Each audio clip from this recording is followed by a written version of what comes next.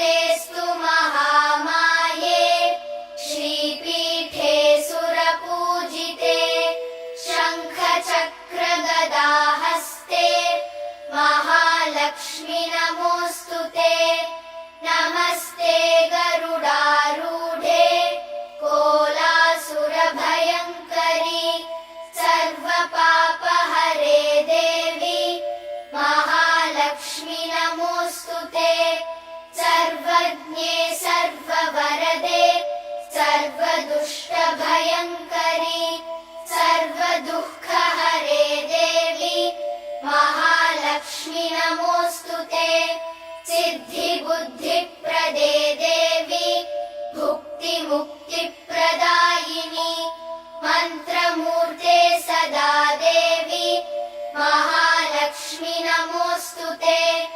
आद्यन्तरहिते देवी आदिशक्ति महेश्वरी योगजे योगसम्भूते महालक्ष्मि नमोऽस्तुते।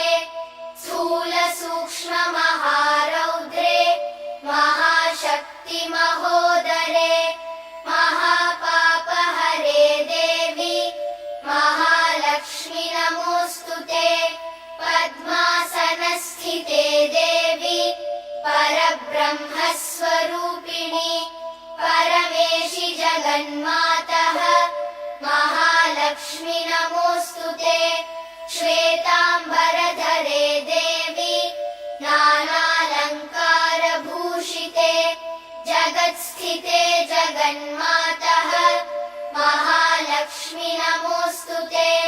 महालक्ष्म्यष्टकं स्तोत्रम् यः पठेत् भक्तिमान् नरः सर्वसिद्धिमवाप्नोति राज्यं प्राप्नोति सर्वदा।